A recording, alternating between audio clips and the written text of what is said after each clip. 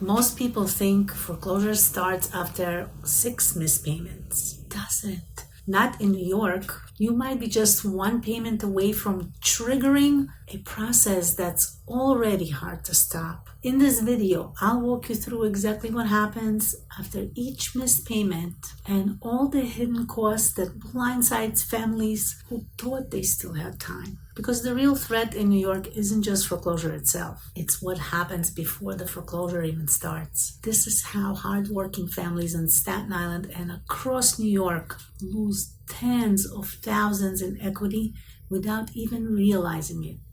And it starts a lot sooner than you think. You miss your first payment, and so you get a late fee. That part most people kind of expect. What they don't expect or realize is that the bank is already flagging your loan as delinquent. This is what starts the internal timeline. Then you miss 2 payments. Now you're officially 60 days late. That's when the letters start changing. You'll still get those polite reminder notices. But what is happening behind the scenes is that you're now on the radar of the bank's loss mitigation team. Another month went by and the 3rd payment is now missed. That's 90 days late. And this is when things gets really serious. In New York, at the 90-day late is the threshold where most lenders are allowed to send out what's called a pre-foreclosure notice, also known as a 90-day notice. This isn't just a warning. This letter is required by law. And once it goes out, it starts a timer. And that timer, it counts down to the list pendants, the actual foreclosure filing. But what most people get wrong is they assume that they still have plenty of time. In actuality, at the 90-day late timeline is when the bank has the legal right to file a judgment in court and they begin the process of foreclosure on your home. And while you're still ignoring those envelopes, your late fees are piling up by the day. The bank is charging interest on top of the interest, and all of that gets added to your payoff amount. Your credit score drops a lot, your balance grows a lot, and your equity starts slipping away. Let me show you what I mean. Let's say Frankie and Felicia bought their Staten Island home 10 years ago. By now, they've got $240,000 in equity, which is their safety net. They were hoping to sell, pay off debt, and get a fresh start one day. Then Frankie got hurt on the job and Felicia's hours got cut. They fell behind. First 1 payment, then 2 payments, then 3. They're embarrassed. Fine, I know, I understand. They're trying to avoid calls.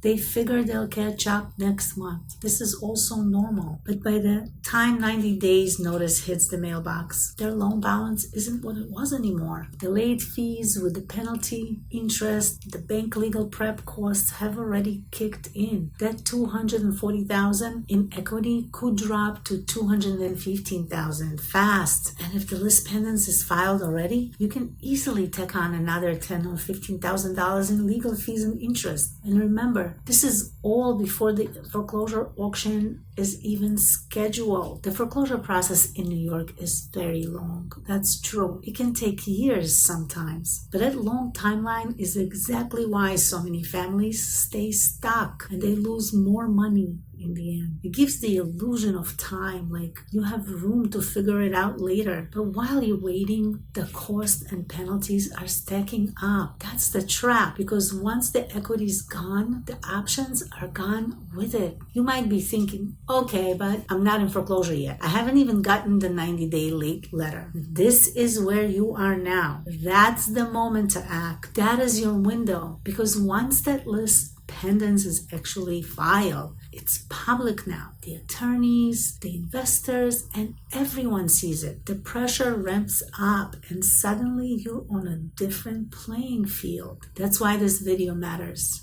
Not to scare you, but to show you the cliff before you fall off of it. If you've missed 1 or 2 payments, it's not too late. You may still have enough equity to sell, negotiate, or even work out a solution with the bank. But timing is everything. The point I'm trying so hard to make is get ready and take action, because the longer you wait with all of that, the fewer options you have, and the more it'll cost you to fix this, and the harder it becomes to make a clean break. Don't give the bank more leverage than they already have. Don't wait until they take control of the timeline and finally sell your home at a foreclosure auction sale. This is about protecting your future, protecting your finances, and protecting your family. So the real question is not how many payments can I miss before foreclosure. The real question is, how long can I wait before I lose my home to foreclosure? Because foreclosure isn't a single moment. It's a process that gets harder to stop the longer you ignore it.